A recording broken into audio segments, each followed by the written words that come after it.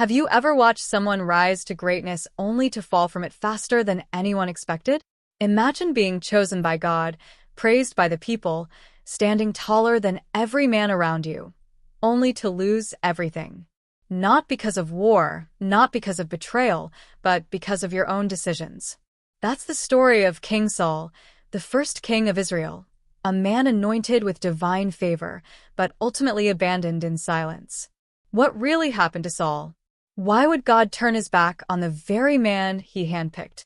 If you've ever wondered how someone can go from being the hero of a nation to the loneliest figure in biblical history, then you've just stepped into the right story. And I promise you, by the time we reach the end of this video, you will know exactly why Saul fell and what it reveals about us. Yes, even today. Now, before we dive deep, let me talk to you. Yes, you. You didn't click this video by accident. Something in the title called out to you, didn't it? Maybe you've been curious about King Saul for a long time. Maybe you've always felt there's more to his story than the Sunday school summaries. Or maybe, just maybe, you're trying to make sense of your own journey, your own rise, your own rejection, your own battle with insecurity or fear. That's not a coincidence. Because Saul's life mirrors the very real emotional struggles many of us face today. This story isn't ancient history.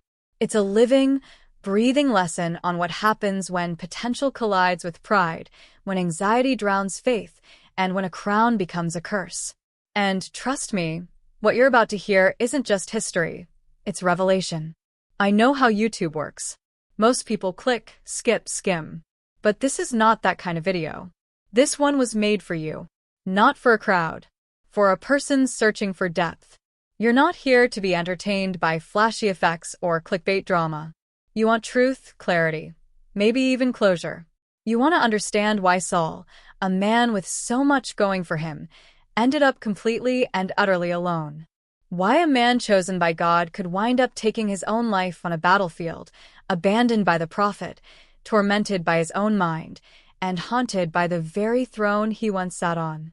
That question, what went wrong with King Saul, is going to be answered. I give you my word. But before we get to the fall, we have to understand the rise. Because that's where the real mystery begins. Saul didn't ask to be king. In fact, when the prophet Samuel first met him, Saul was just a tall, young man looking for his father's lost donkeys. That's right, donkeys. There was nothing royal about him. He wasn't from a powerful tribe. He didn't grow up in a palace. He was just a regular guy from the tribe of Benjamin, the smallest and weakest of them all. And yet, God chose him. Out of everyone, God sent Samuel to anoint Saul with oil and declare him the ruler of Israel. Just like that, this quiet, humble man was thrust into a role that would make or break him. And at first it was glorious. The people cheered. The enemies trembled. Saul led Israel to victory against the Ammonites and the Philistines. He was strong, confident, a symbol of unity for a divided nation. He was what they wanted, a warrior king. But even in those early moments of triumph, something was off. Something hidden. Saul struggled to fully believe he was worthy of the crown. He doubted himself, and that doubt festered. It turned into fear, then pride, then paranoia, and eventually madness. The tragedy of Saul isn't that he made one big mistake. It's that he made a series of small, emotional choices driven by fear, not faith. That's why this story hits so hard. Because we've all been there in some way, afraid of losing control, afraid of being replaced, afraid of not being enough. Now, let me ask you something real. Have you ever been in a position where you felt chosen but not prepared? Gifted, but unsure of how to carry the weight of it? Saul's story is the story of every person who's ever felt overwhelmed by responsibility. Every person who's ever heard praise on the outside, but battled anxiety on the inside. This is what makes his downfall so relatable, especially in a world like ours, where fame, power, and success can come quickly, but wisdom and stability are often left behind. King Saul was like a man climbing a mountain without ropes, ambitious, determined, but lacking the tools to keep from falling. You see, in the beginning, Saul tried to obey God. He really did. But when the pressure mounted, When Samuel didn't show up in time, when the people began to scatter, when the enemy was closing in, Saul cracked. He offered sacrifices he wasn't supposed to. He spared people he was commanded to destroy. Not out of rebellion, but out of desperation. He wanted to keep the people's approval. He wanted to prove himself. But in trying to please everyone, he ended up disappointing the one who mattered most. And that brings us to the heart of the story, the conflict that tore Saul apart. The tension between God's calling and Saul's craving for control. Between being chosen and being obedient. Between faith and fear. It's not just a Bible tale. It's a psychological war. A battle inside the human heart. And once that war began, it wouldn't stop. Saul started to see enemies where there were none. He obsessed over David, the young shepherd boy who would one day replace him. He couldn't sleep. He couldn't lead. He couldn't even recognize himself anymore. But here's the twist. God never wanted to abandon Saul. He gave him every chance. He sent Samuel to guide him. He sent victories to encourage him. He gave him time and grace. But Saul chose his way over God's way, again and again, until there was no way left. And as we move forward, you're going to see just how haunting that choice became. You'll meet David, the boy who would become Saul's rival and greatest threat. You'll witness the breaking of a prophet's heart as Samuel walks away from the very man he once anointed. You'll see a king sitting alone in a palace, tormented by evil spirits, begging for peace and finding none. This isn't just the story of a fall from grace. It's the unraveling of a soul. A tragic, painful descent that began with hope and ended in silence. But there's something you don't know yet, something that changes everything. A moment deep in Saul's story that nobody talks about. A secret that reveals the true reason why God turned away. A decision that sealed Saul's fate not on the battlefield, but in the chambers of his own heart. And when I tell you what it is, you will never look at his story, or your own, the same way again. So don't go anywhere. Stay with me. Because what's coming next will not only answer your biggest questions about Saul, but might just answer some questions about yourself too. Why do people sabotage their own blessings? Why do some leaders crumble while others rise? And what is it that truly separates a Saul from a David?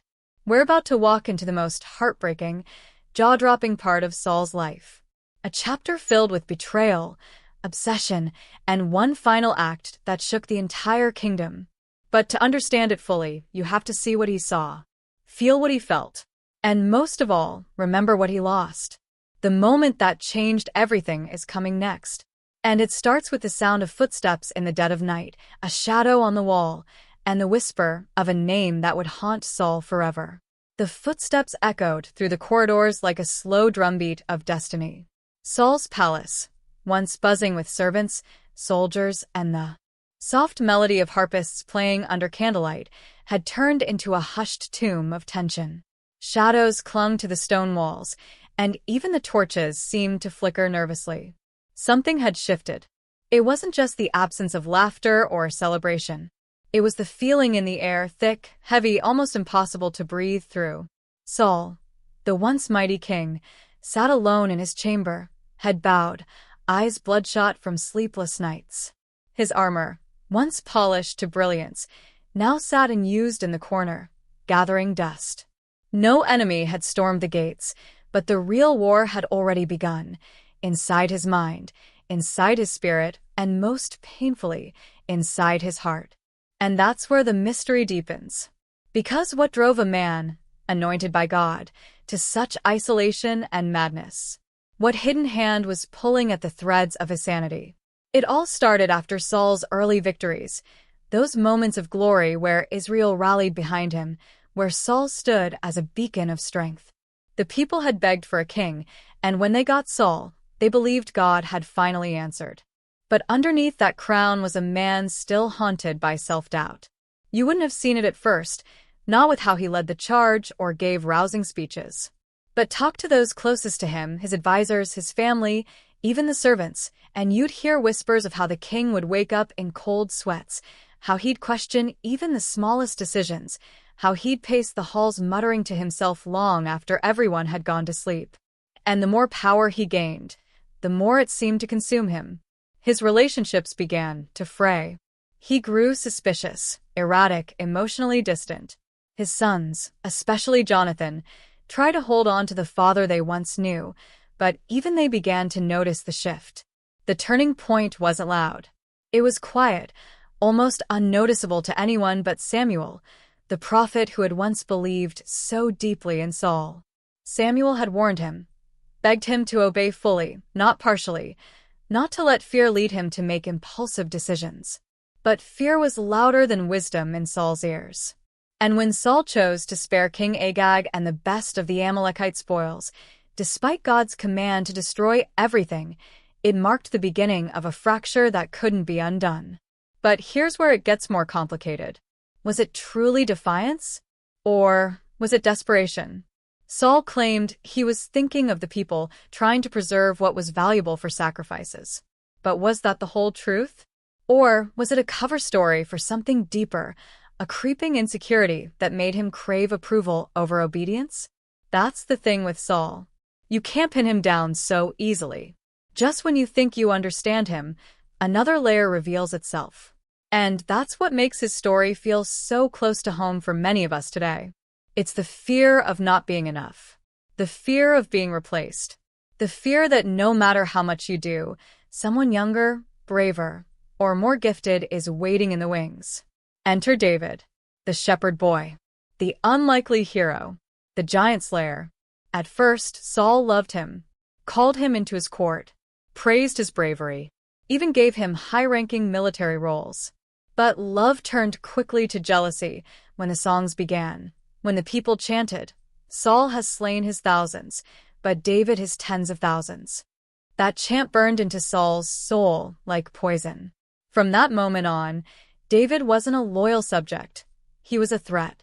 Or was he? See, here's where the red herrings begin to blur the line. Was David actually trying to usurp Saul? Or was he simply following where God led him? Jonathan, Saul's own son, didn't see David as a threat.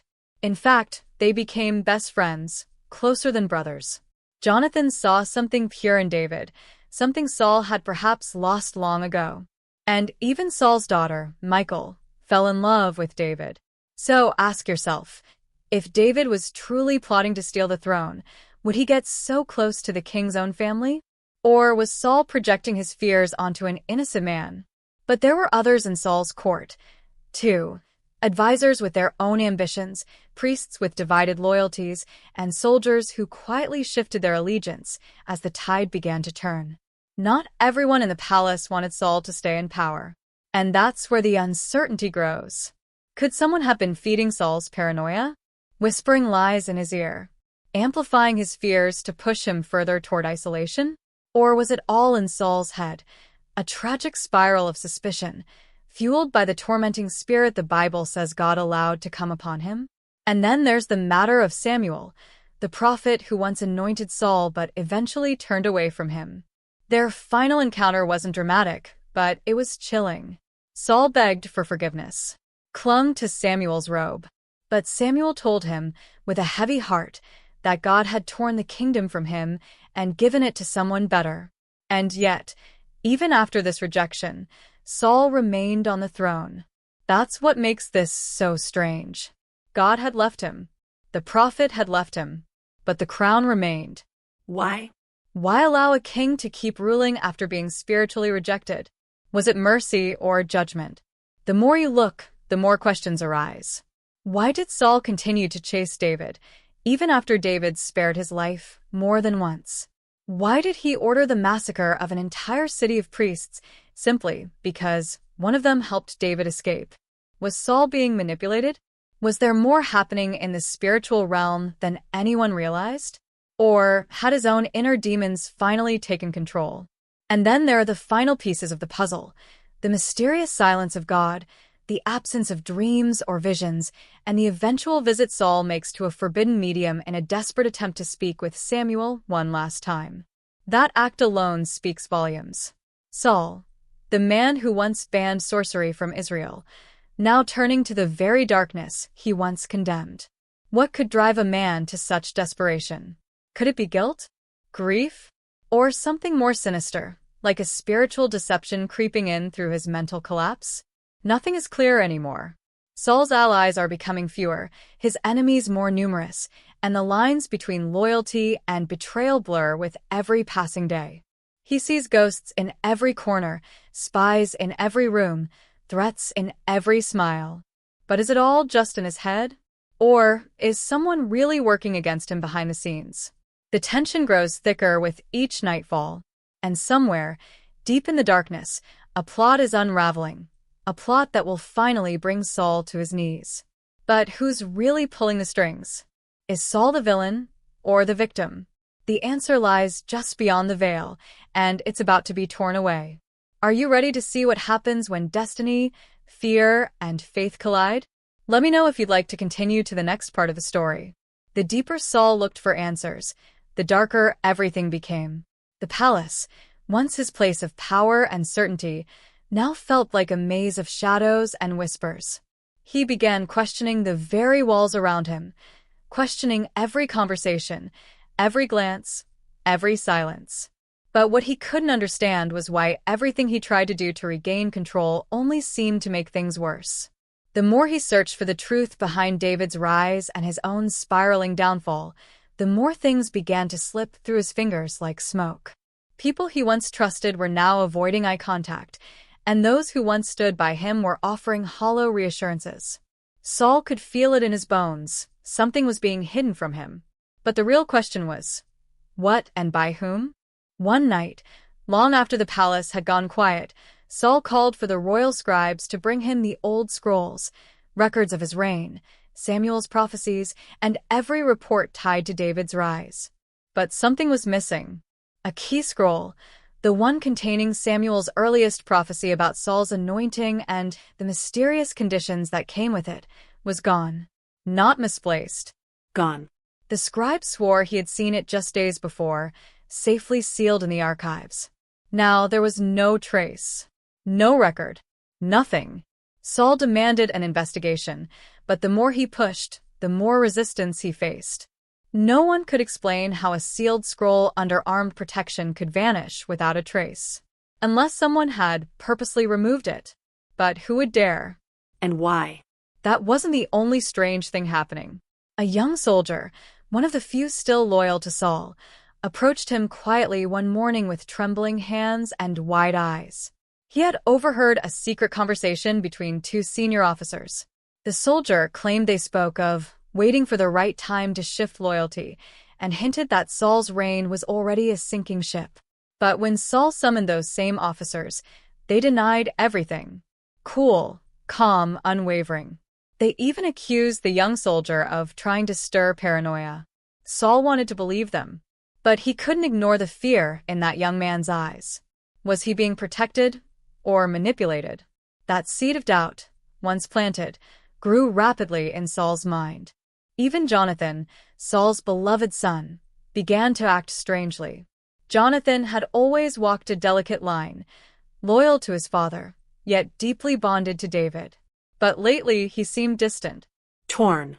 There were moments when he'd enter Saul's chamber, open his mouth to speak, and then stop, eyes full of something unspoken. Was he hiding something? Was Jonathan protecting David? Or was he protecting his father from a truth too painful to say out loud? Saul didn't know anymore. The one person he still trusted was now a question mark, a mystery in flesh and blood. It gnawed at him like a quiet storm just beneath the surface. Then came the warning. It arrived not as a threat, but a whisper, delivered by a kitchen servant, of all people. A woman who had worked in the palace since Saul's earliest days. She waited until they were alone, then leaned in with eyes that carried years of silent observation and said, "Your Majesty, some truths are better left buried. Don't dig too deep." And just like that, she walked away. No explanation.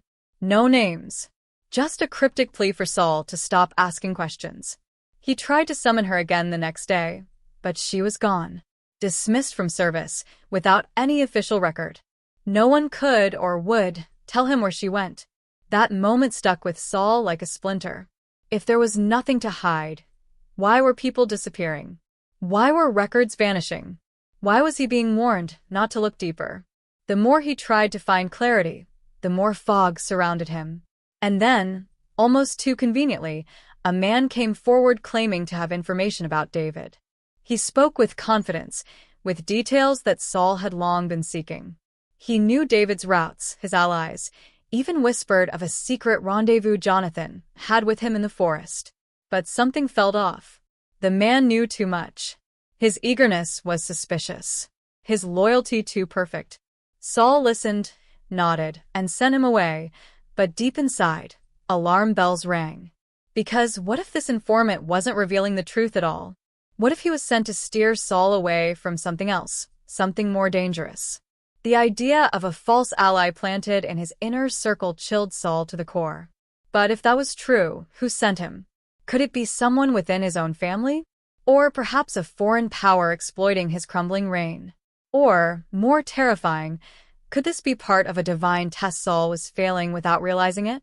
In the middle of all this chaos, one name kept resurfacing: Doeg the Edomite.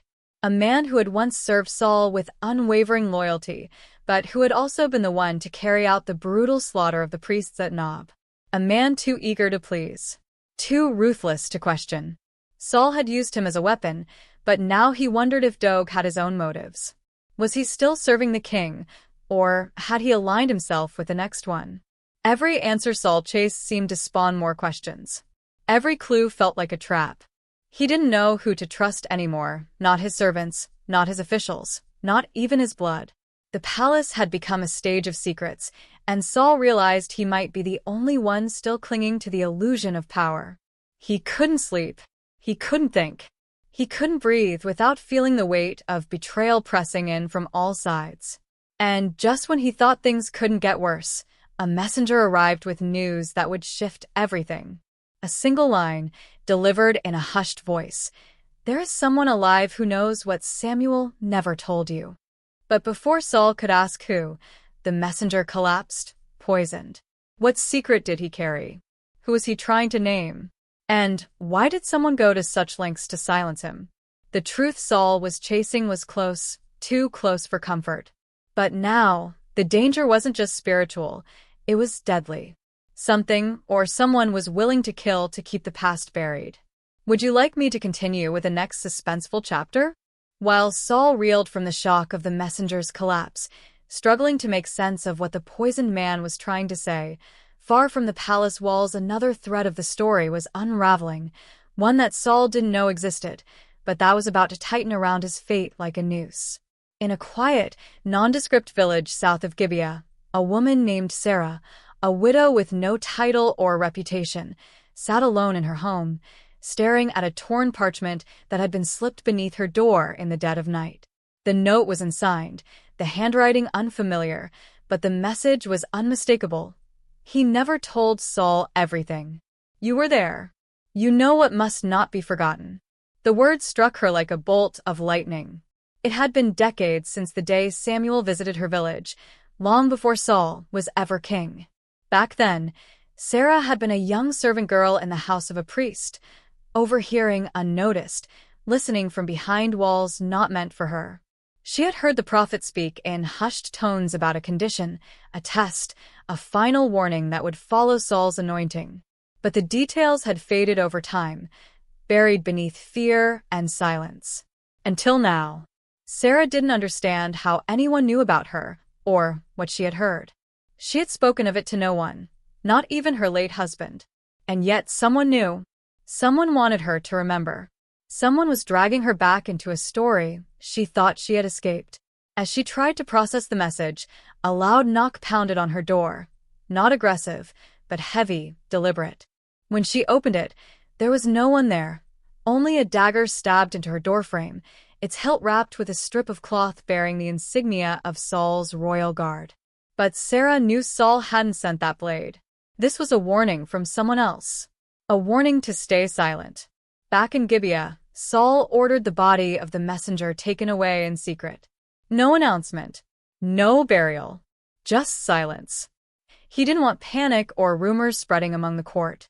He had the messenger's belongings searched thoroughly, hoping for clues, but most of the man's things were ordinary, except one.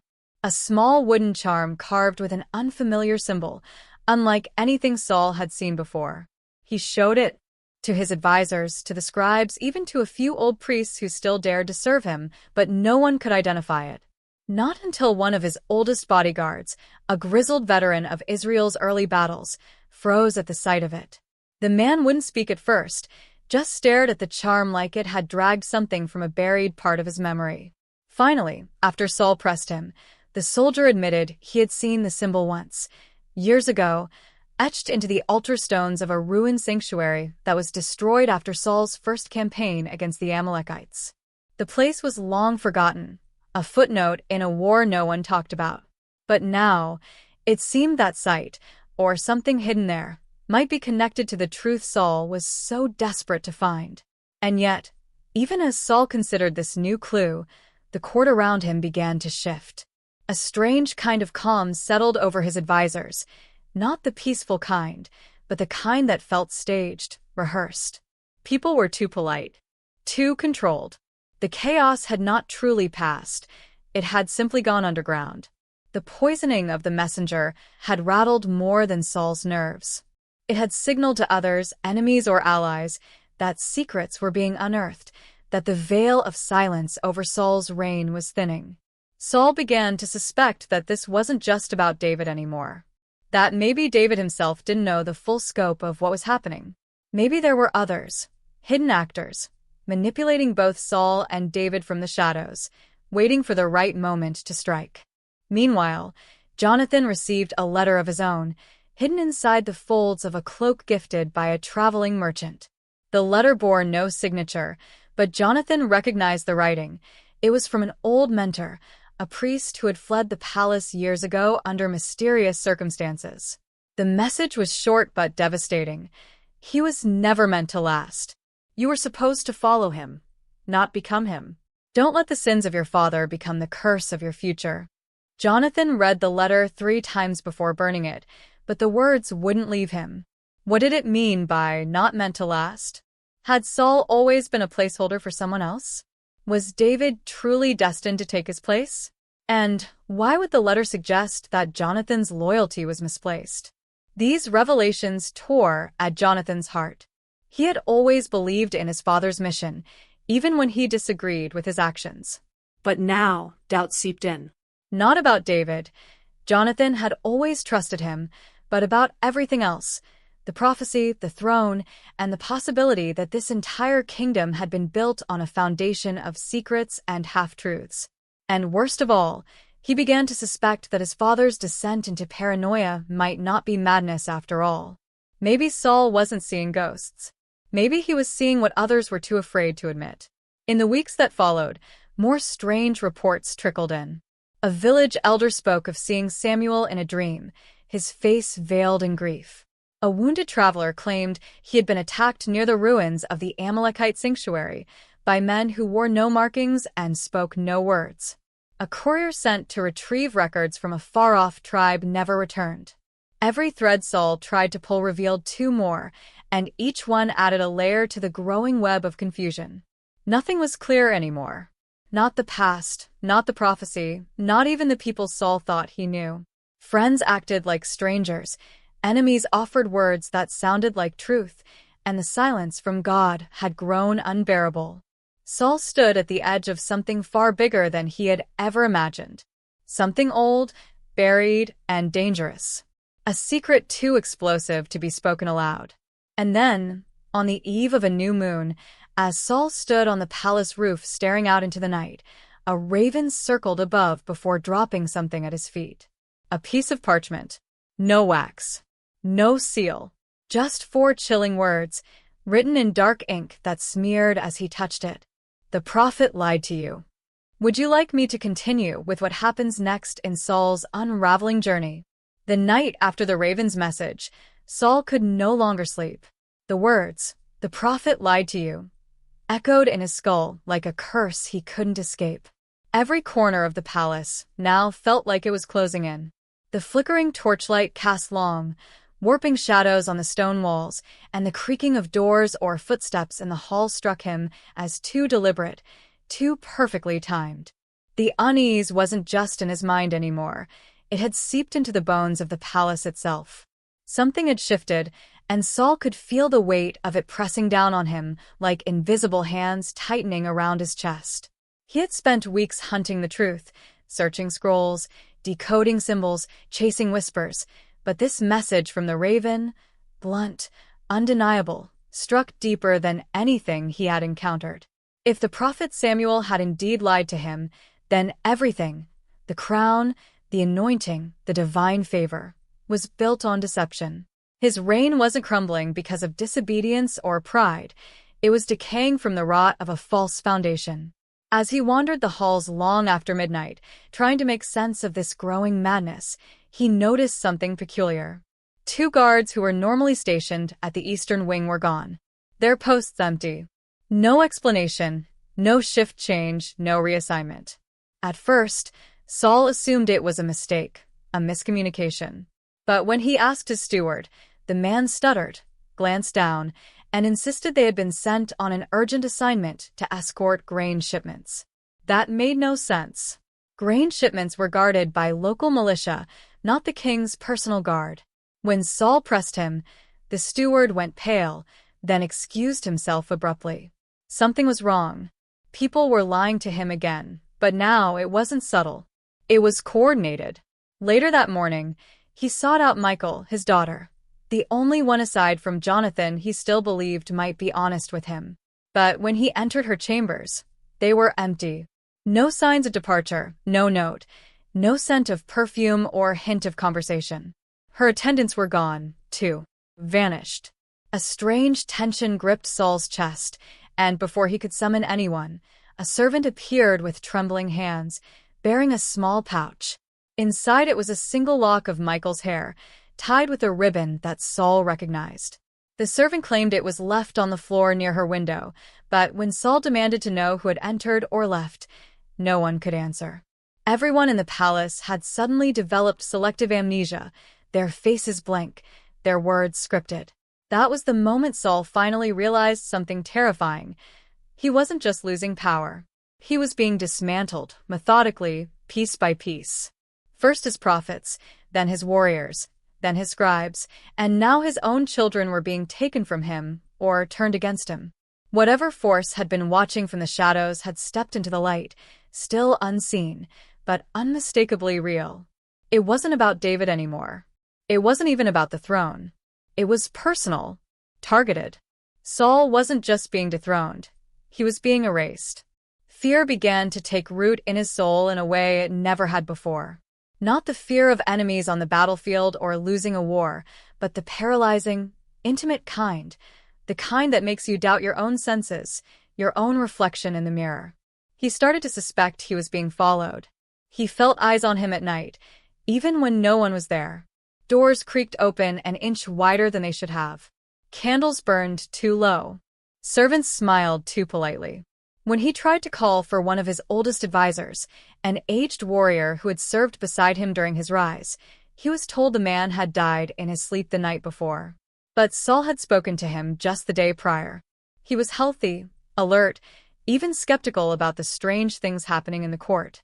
Now he was gone, buried before noon, without a proper funeral or announcement. It felt staged, cleaned up too fast. The questions began to multiply at an unbearable speed. If Samuel had lied, what did he lie about? Was Saul never the chosen king? Was the prophecy manipulated to set him up for failure from the beginning? Who else knew the truth? Why was every potential witness either silenced or scared into hiding? And the most disturbing thought of all, was someone trying to drive him mad on purpose? To paint him as unstable, so no one would believe him even if he uncovered everything? And then there was the fear that gnawed at him in the quietest moments. What if it wasn't a lie? What if the prophet had told the truth, but someone had rewritten it, erased it from history, and planted false memories in its place? What if Saul had failed some divine test long ago, and this was the punishment? The unraveling of his mind, the betrayal of his closest allies, the disappearance of his daughter, it could all be a consequence of a sin he couldn't remember committing. Or worse, it could be justice for a truth he was never allowed to know. Late that night, Alone again in his chambers, Saul lit a single lamp and tried to pray. But no words came. No comfort. Only silence so thick it felt like drowning. He stood, pacing in tight circles, clutching the strange wooden charm found on the dead messenger. He turned it over in his hand again and again, as if it might open or reveal something hidden beneath its surface. And then, as he turned it one last time, he noticed something he hadn't seen before, a faint line etched into the bottom, almost invisible. It wasn't a mark of age or wear. It was writing. Tiny, ancient. He held it close to the flame, and the words shimmered as if burned into the grain of the wood. He watches from the place beneath. Saul's heart dropped. The phrase meant nothing to him, yet everything. Beneath what? The palace? The sanctuary? The kingdom itself? Who was he? Was it David? Samuel? God? Or someone else entirely, someone who had been hiding in plain sight all along? The walls seemed to close in tighter, the darkness pressing against the edge of the lamp's glow. He knew now, beyond doubt, that he was being hunted. Not just politically, not just spiritually, but physically. His enemies weren't coming. They were already here. And somewhere, buried under lies, riddles, and ancient symbols, was the truth he wasn't supposed to find. But the question now was, how much longer could he search before the search itself destroyed him? Would you like me to continue this dark descent and reveal what Saul uncovers next? Saul had reached a point where fear no longer startled him. It had become part of his bloodstream, a constant hum behind his thoughts. His days blurred together in a haze of whispered warnings, empty corridors, and secret glances that vanished the second he turned his head. He was convinced now that he was being manipulated, but the question that kept clawing at the edge of his sanity wasn't who was doing it, it was why. Every clue pointed in a different direction, and the more he tried to piece it all together, the more fractured everything became. It felt like he was standing inside a mirror maze where each reflection showed a different version of reality. That's when the letter came, folded tightly, sealed not with wax, but with ash, smeared into the paper itself. It was slipped beneath his pillow, impossible to miss, yet placed without anyone seeing. The letter bore no name, no introduction, just one jarring line. Your enemy was never David.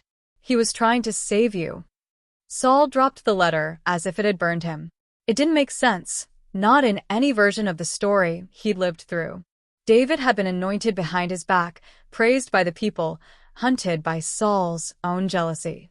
And now, to suggest that David, the same David who fled into caves, the same David who spared Saul's life twice, was not the threat but a protector? It defied every narrative Saul had built to justify his rage. He stared at the letter for hours, going over every interaction he had ever had with David, every encounter, every battle, every betrayal. Had he misunderstood it all? Or had someone carefully designed it that way? The twist began to unravel further when Saul confronted Jonathan, unable to keep the confusion to himself. He showed his son the letter and demanded answers, expecting Jonathan to deny everything. But what he didn't expect was for his son to go pale, genuinely pale, and look away in a silence that was louder than any scream. Jonathan sat down, hands trembling, and for the first time since this chaos began, he spoke without pretense. He admitted that he had known for some time that there was more to David's actions than met the eye. That David had come to him in secret not just to plead for his life, but to warn him about someone in the court, someone ancient, someone not bound by loyalty to Israel, or Yahweh, or any nation. A shadow figure known only by a single name lost to time, Merek, the Divider. A manipulator who had once whispered in the ears of kings in foreign lands, stoking wars for decades from behind veils and thrones, never seen, never caught, but always near. Jonathan had dismissed it as myth until recently. But after the deaths, the disappearances, and the inconsistencies in the palace, he began to suspect that David hadn't been trying to overthrow Saul. He had been trying to draw out this deeper force. The strange symbols, the poison messenger, the vanishing guards, it all pointed to something more ancient than politics. Something that thrived on broken trust. Jonathan confessed that David once begged him not to return to the palace, fearing that the evil they were dealing with wasn't a man, but a presence. Something that couldn't be killed with a sword. Saul wanted to laugh at first, to dismiss it as madness. But then Jonathan revealed the final blow Samuel had known. Before his death, Samuel had summoned David in secret, without Saul's knowledge, and told him that Saul's reign would end not because of disobedience, but because he had been marked. The original anointing was real. The crown was meant for Saul, but somewhere along the way, a fracture had formed in the spiritual realm. A curse, a hidden influence, had attached itself to Saul, feeding on his pride, his insecurities, his need to control what could never be controlled. Samuel's mistake wasn't in choosing Saul. It was in thinking he could shield him from what had already begun in the shadows. And when Samuel realized it was too late, he tried to contain it by empowering David, not to take the throne, but to stop what was using the throne as its gateway. Everything turned upside down in that moment. The palace wasn't just a royal seat, it was a battleground for something much darker.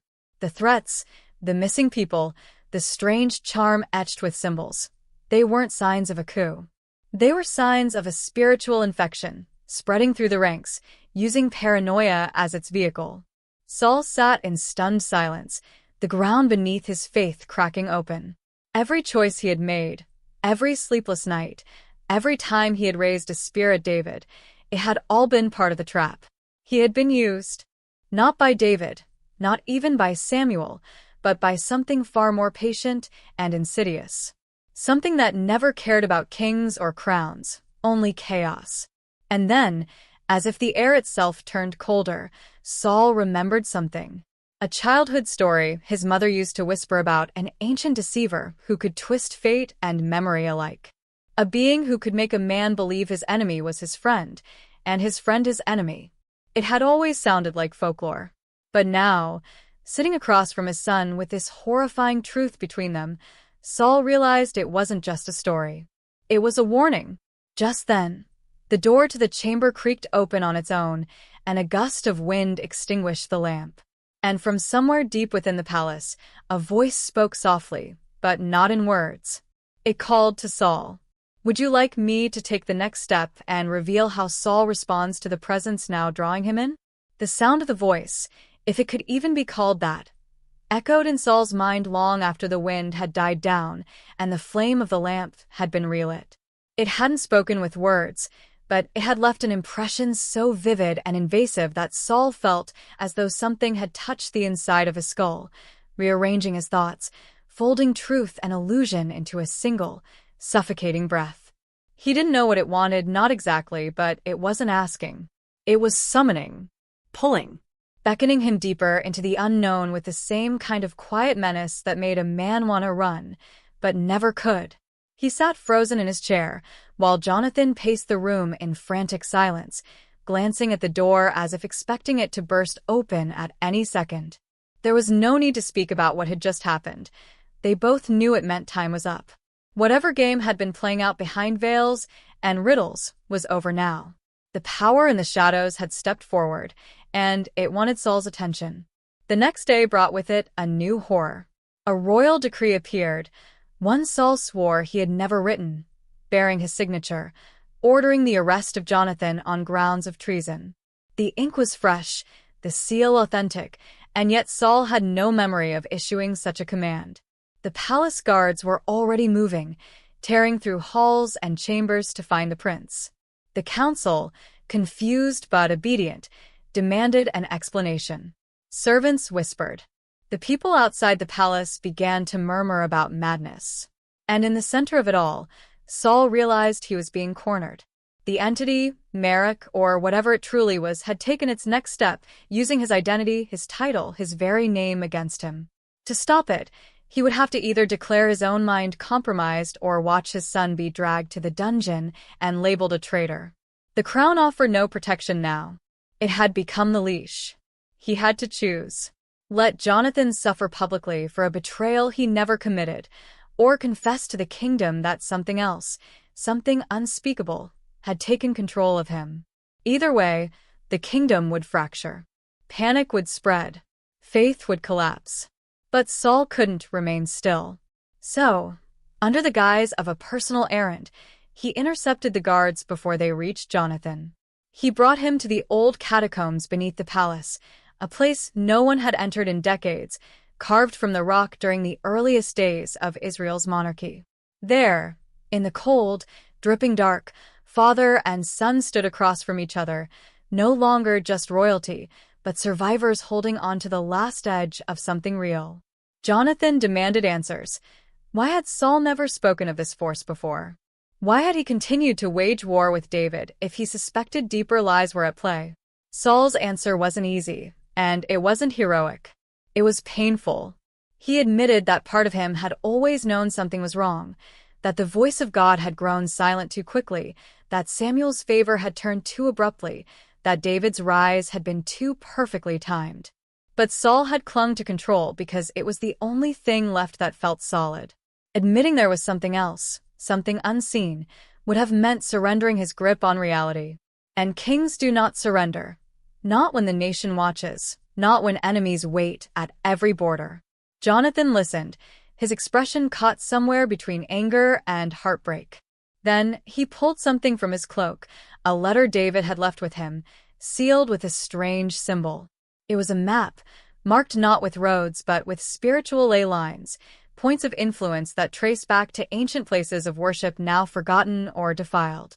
One of those points sat directly beneath the palace itself. David had believed the corruption stemmed from something buried there long before Saul ever wore the crown. If that were true, then Saul wasn't just haunted by guilt or paranoia. He was standing on cursed ground, living inside the wound itself. But before they could act, before they could even breathe through the weight of what they had just uncovered, another letter arrived. This one was delivered in full view of the court, carried by a trembling priest who refused to speak a single word. Saul opened it while seated on the throne, under the gaze of his remaining council. Inside was a single line: "Return to the chamber where your reign began, or your son dies before the next sunrise." No signature, no seal. But inside the envelope was a fragment of Jonathan's robe, torn, blood-stained, unmistakably real. Everyone in the room watched Saul closely, and he could feel it. Their fear of his silence. Their suspicion. Their readiness to turn on him. He stood, gripping the letter so tightly the paper nearly tore, and excused the court with a calmness he did not feel. Back in the shadows of his private quarters, he faced another impossible choice.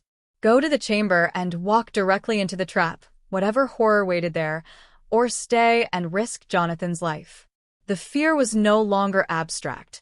It was no longer about the throne or prophecy, or even betrayal. It was about blood, about family, about the last thread of love left in a kingdom now tangled in lies. He knew the voice wanted him alone, isolated, vulnerable. It wanted him to come willingly, to lay down the last of his defenses. And the cruel part was, it knew exactly how to make that happen. He prepared to go, but not before slipping a dagger into his cloak and whispering a prayer he wasn't sure anyone was still listening to. Every step toward the old chamber felt heavier than the last, as if the palace itself was mourning something not yet dead. As he reached the door, sealed for decades, untouched since the day of his anointing, he felt a chill roll over his spine. And then he heard it again.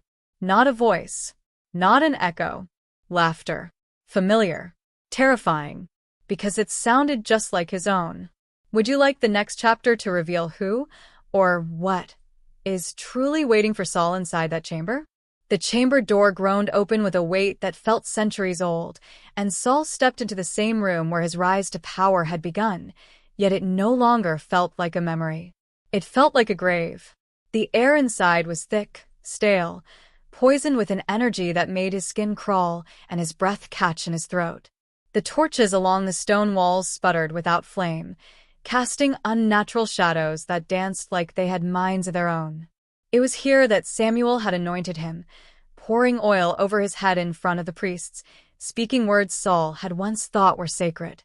But now, every corner of the room whispered of something else, of something buried deeper than pride or destiny. He moved cautiously, the dagger hidden. in his cloak feeling useless against whatever power had been waiting for him all these years. In the center of the room stood a hooded figure. Saul's heartbeat stuttered as the person raised their head slowly. For a moment, he thought he was looking at a ghost, but no, it was real. His chief advisor, Eliab, a man who had been by his side since the early days of his kingship. The same man who had offered him counsel in every battle, who had comforted him after Samuel's death, who had convinced him to hunt David with unrelenting force. Saul could barely speak. You? His voice was hoarse, his disbelief only rivaled by the sharp sting of betrayal in his gut. Eliab smiled, but there was no warmth in it, just a hollow satisfaction, like a sculptor admiring his finished work. Eliab explained what Saul had feared in his darkest thoughts. The conspiracy was never about one man, or even one crown. It was about power, but not the kind kings wielded. It was older, deeper. Power that whispered from beneath the soil and fed on the desperation of men like Saul. Eliab wasn't alone. Dozens of others had been part of this: scribes, priests, nobles, even Saul's own commander of arms. All of them had bowed to the ancient presence that lived beneath the palace, keeping it fed with chaos, fear, and fractured trust. The wars, the betrayals, the confusion, it had all been engineered. Not to dethrone Saul, but to break him, to drain the purity of his anointing until he was nothing more than a vessel waiting to be filled. And now they had succeeded. Eliab stepped aside, revealing a mural hidden beneath a torn tapestry, an ancient depiction of a creature whose form shifted the longer Saul looked at it. It was Merrick, or what Saul now understood Merrick to be: not a man, not a demon, but a force, a spirit of division that had haunted kingdoms since the first crown was forged. It didn't seek thrones, it sought hosts. And now it wanted Saul, not because he was weak, but because he was broken. Vulnerable, a heart worn thin from decades of anger, loss, and mistrust.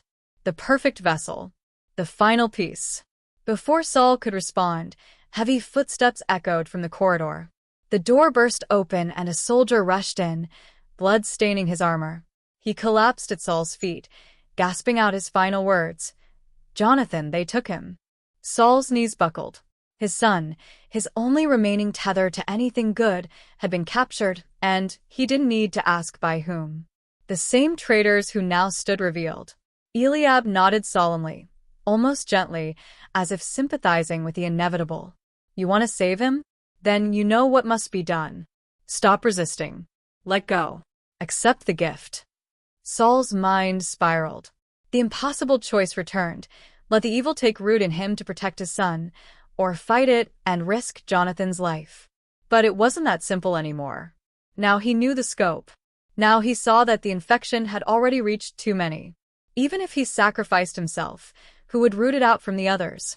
Eliab, the court, the army, they were all part of it. A machine fueled by darkness that didn't end with him. But he also knew something else, something that kept him grounded despite the storm. His heart, though battered, still beat with defiance, with love for his son, with the memory of who he was before the voices. And then the mural began to glow. A rumble shook the chamber floor as stone began to split beneath Saul's feet. A pit opened in the center, pulsing with sickly red light and the sound of thousands of whispers clawing at the edges of his soul. The entity was ready. Its host was standing right in front of it. But Saul didn't move. He looked Eliab in the eye and, for the first time, didn't see a man, he saw a husk.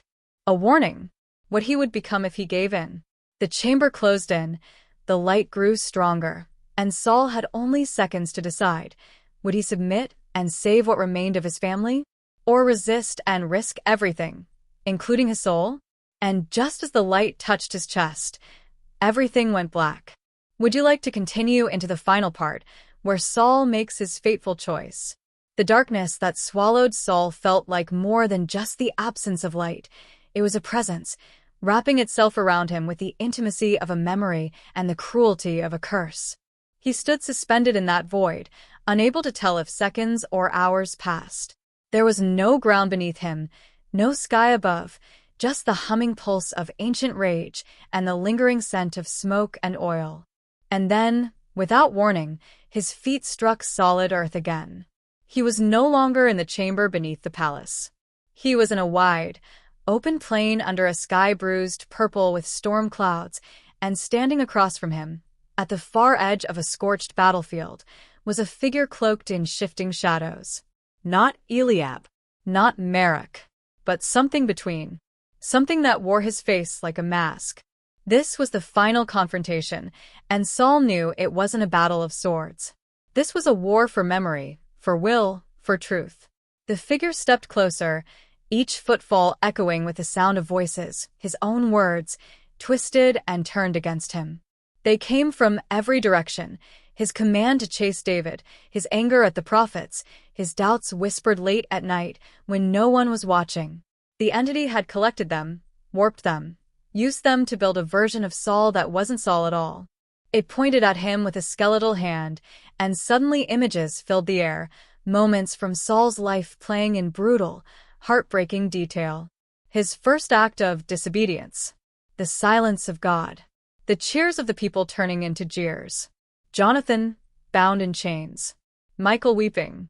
And Samuel's voice, distant and cold, declaring the kingdom had been torn away. Saul dropped to his knees. Not out of fear, but from the weight of it all. The lies, the betrayal, the years spent chasing shadows, believing himself the villain of his own story. But then, from deep within, something rose. A memory, fragile, yet untouched. The moment he had first heard God's voice, not in wrath or thunder, but in stillness. In grace. Before the wars. Before the crown. He clung to it, like a man drowning clutches driftwood, and as he did, the battlefield around him began to crack. The sky above screamed with lightning, and the figure faltered. The illusions flickered. And that's when Saul saw it. The truth wasn't just about him. This conspiracy, this ancient curse, it had never been about a king or a throne. It was about silencing legacy, about severing generational strength. The entity hadn't wanted to rule Israel. It wanted to erase its line, to break the bond between fathers and sons, prophets and kings, warriors and the people they served. Jonathan hadn't been taken as bait. He was the real target, the next link, the future. And Saul, broken as he might have been, was the last barrier holding that darkness back. He stood. And as he did, the void around him cracked with light. The final battle didn't come with blades, but with revelation. Saul hurled his truth into the storm, his regrets, his mistakes, his love, and his hope. He shouted the names of those he had wronged, not to shame himself, but to reclaim them. With each word, the shadows recoiled, and the figure began to unravel. The voice of Merak screamed, not in rage, but in desperation. Because it was losing. Because it had underestimated the power of repentance, of memory, of love. And just when Saul thought the nightmare might be over, the twist came. From behind him, a second voice spoke. Soft. Familiar. Father? He turned. Jonathan stood there, but his eyes weren't his own. The entity hadn't failed. It had moved on. Through Saul's resistance, it had found a crack, not in him, but in the son who had watched too much, borne too much, trusted too deeply. And in that moment, Saul faced a decision crueler than any before. Destroy what stood before him to end it all, or let it live and risk the future being lost forever. The battlefield trembled. The storm surged. And Saul took one final step toward his son. Would you like the ending, where Saul makes the most painful choice of his life? The wind roared across the scorched field, carrying with it the ashes of illusions and the final screams of an ancient power undone. Saul stood still, his hands trembling, his heart torn between the unrelenting weight of duty and the fragile thread of hope that remained.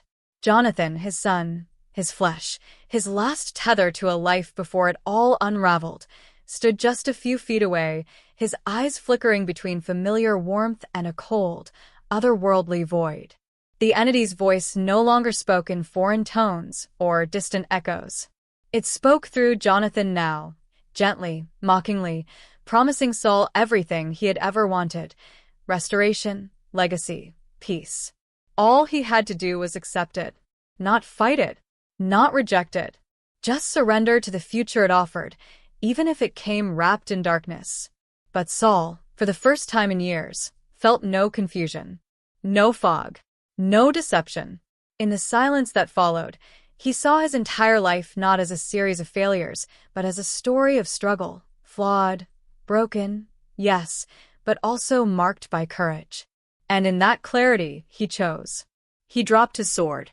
He stepped forward. And without striking, without shouting, he embraced his son. Not with fear, not with force, but with the raw, honest love of a father who finally understood that the greatest power he still had was not violence, not vengeance, but sacrifice. The darkness screamed. Jonathan's body shuddered. And for a moment, it seemed Saul had made a terrible mistake, that the entity had won. But then Saul began to pray. Not the formal prayers of kings or warriors, but a broken whisper that only a desperate father could utter. He spoke his regrets, his failures, his love, his memories of better days. He reminded Jonathan of who he had been as a boy, how he laughed when he first rode a horse, how he wept when his sister was sick, how he used to ask questions about God until Saul had no answers left. The air shifted. The grip of darkness faltered. And then, with a gasp that sounded like a soul returning from the brink, Jonathan collapsed into Saul's arms. The plain around them dissolved. The nightmare lifted. Saul awoke in the chamber beneath the palace, his son beside him, breathing. The tapestries were torn, the altar cracked, and the secret that had poisoned the kingdom for generations had finally been dragged into the light. Eliab and the others, those who had conspired, who had surrendered to that ancient whisper, had vanished. Some fled. Some fell into madness. But the spell was broken. For now. Saul knew the cost had been great. The people would not trust easily. The kingdom would not heal overnight. His crown was tarnished, his legacy complicated. But he had bought something that no king had been able to guarantee since the day he was anointed: a future. He left the palace quietly days later, passing the throne without ceremony. He gave Jonathan no command, no inheritance, only a warning. Never mistake power for purpose. Never lead for the sake of praise. And never let silence grow between a father and his son. As he walked into the wilderness, far from the walls that once echoed with chants of his name, Saul felt something he hadn't known in years. Not triumph, not fear, but peace. The kind that comes only when you've faced your worst self and refused to let it define you. And yet, in the shadows of the abandoned chamber, something still lingered. A mural, half destroyed, still glowed faintly beneath the rubble. Not of Saul, not of Merrick, but of another figure, faceless, standing in the distance, crownless but rising. A future yet to come. A whisper stirred the air once more. Not an end, just the beginning. And now you know the truth behind the tragic rise and fall of King Saul, from anointed to abandoned, but maybe never truly lost.